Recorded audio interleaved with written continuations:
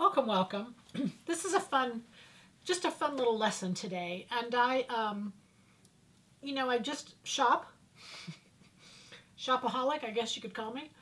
But I love it. I love noticing what's new and trends and details, and just the details are amazing, the difference they make. So we're going to do a lace neck, a square neck. Square lace necks are really popular right now, and there's good ones and bad ones. So we're going to look at both. We're going to figure out why they're good and why they're bad, and help you create one for yourself. All right? So this first photo, I want you to look at these two. And what I want you to notice is that on one, you notice that lace goes all the way across. It literally goes under her arm from side of her body to side of her body. And then, of course, the straps are lace. And the other one, I want you to notice that the lace only goes to the front section and then conjoins across. So, and obviously, the one that doesn't go across is the one we want to focus on. That's actually a better look. To take the lace and go all the way across your body from armhole to armhole is not a positive. It gives you width, and you want vertical, not horizontal. So we're going to look at the next photo, and I've kind of done some numbers for you. The first thing you want to recognize is that when you measure, most of us, not all of us, but most of us, from shoulder to shoulder, we're 14 inches. And so if you put on a t-shirt and measure from seam to seam, right across the hole in your neck, and see how wide that is, it's going to be about 14 inches. So 14 inches is what I used as my guide here. And I took two photos, and I scaled them so that you could see, kind of what I'm doing, and I want you to follow along. So they're both 14 inches. And even if they're not, I made them both the same so I could use that as a guide as to follow what the rest of the photo was. But they're both the same. Those two 14 inches both measure exactly the same on the photo. And so then I could see the differences in the depth of the neckline and in the width of the neckline. All right, and this is done, I've done this for years and years and years, copying one line to another. It's commonly done. You take two photos, you scale them to be the same, and then you can compare differences between the two.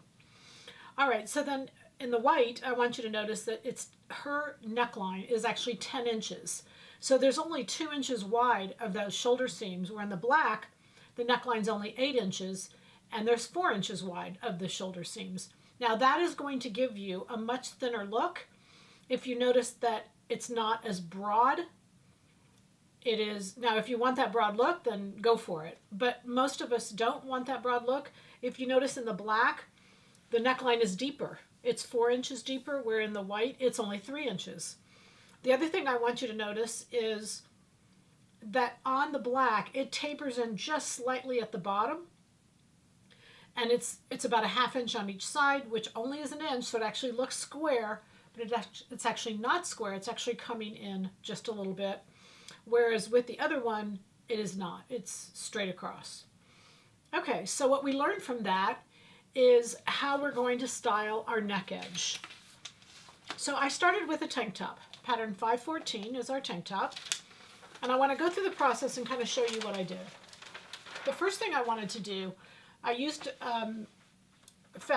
let's talk first about fabric and pattern. I used $24.99, which is a fabric on our site. It's a Ralph Lauren fabric. And the beautiful thing about this fabric is it has panels and it's a pattern to it. I love the pattern. It's this cylinder type thing in the beginning and just blows up. So it's very mathematical, which I wanted because the neckline is square and mathematical as well. So it is what we would call a masculine fabric and a masculine neckline. We wanted to put those two together. You can do a square neck on any fabric that is striped or solid or geometric in nature. What you wouldn't want to do is choose a curved print and put a square neck on that. It's a conflict of fabric and pattern together, or styling and pattern. Obviously it's your top and you get to do whatever you want. Those are just some suggestions. Okay, so then I started. That was the reason I picked that fabric. I picked, that's $24.99. I picked a very narrow lace. It's in our fabrics.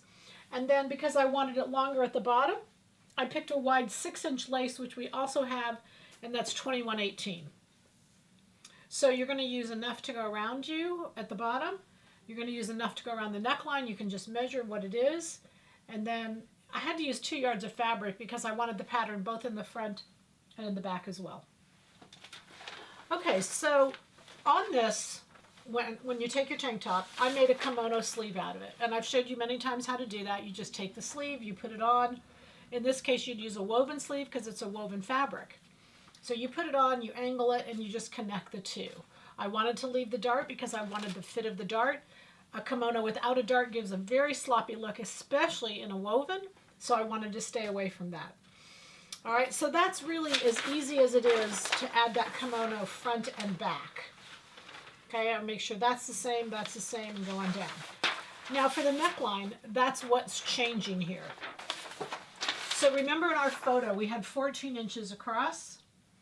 And what that means is 7 inches is right at the center front of my body. So what I did is I went out, because remember I wanted it to be from center front, which is right there. I did a 90-degree angle, and I came out the 4 inches, and of course a seam allowance. So I did 4 inches from center front.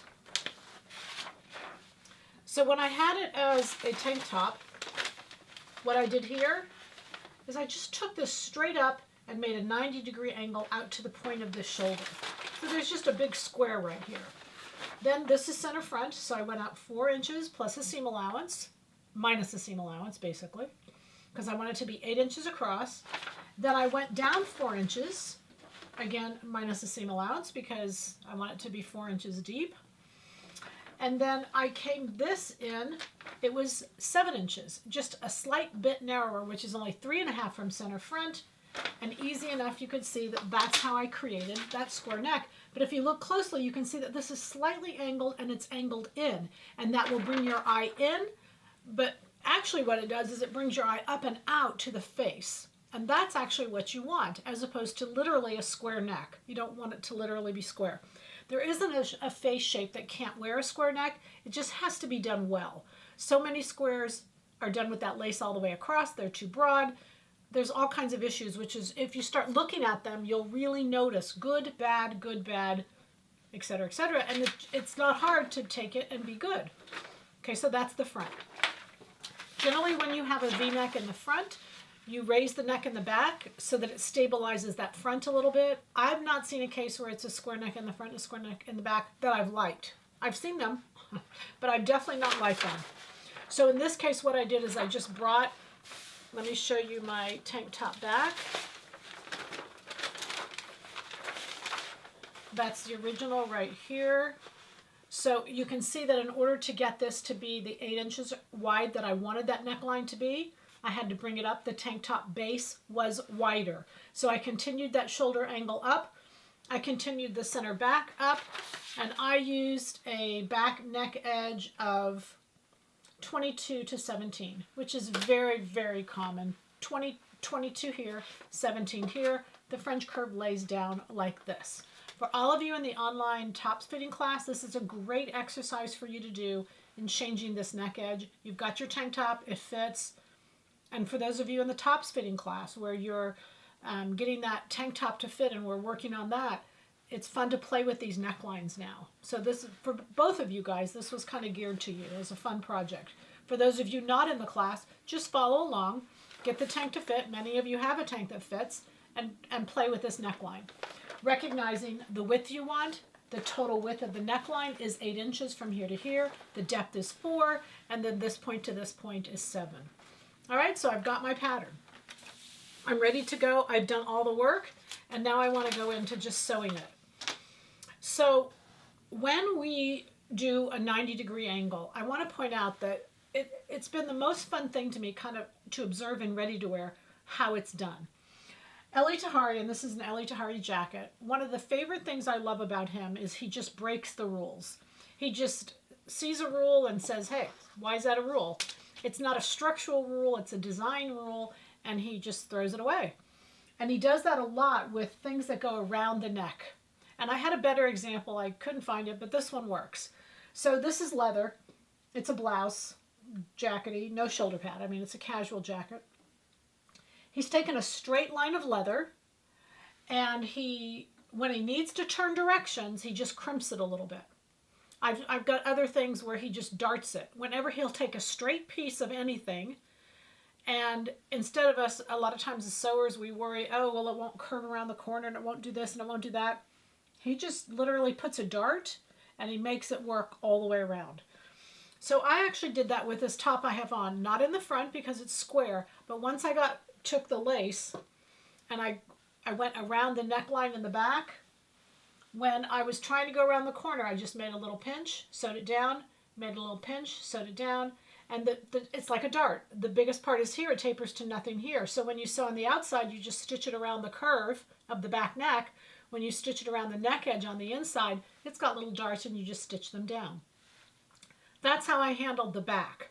The very front, what I did is we're going to say that I just took the straight piece of lace, and lace is black, so it's hard to see. And basically, if you'll just fold it back up when you're ready to turn the corner, and then just fold it. So the part under, you'll get just a mitered corner. You can lift it up, you can sew it, you can cut it off, what's there. The top I have on, you can't see through the lace, it's on a blouse. So I mitered them as far as how I stitched them, but I didn't remove the lace underneath. So I literally just stitched right on top here, and then both edges all the way around. So when you go this way, you just fold it back, and then you just turn it the 90 degrees again. And you just want to make sure that if this part's on top, do it the opposite way.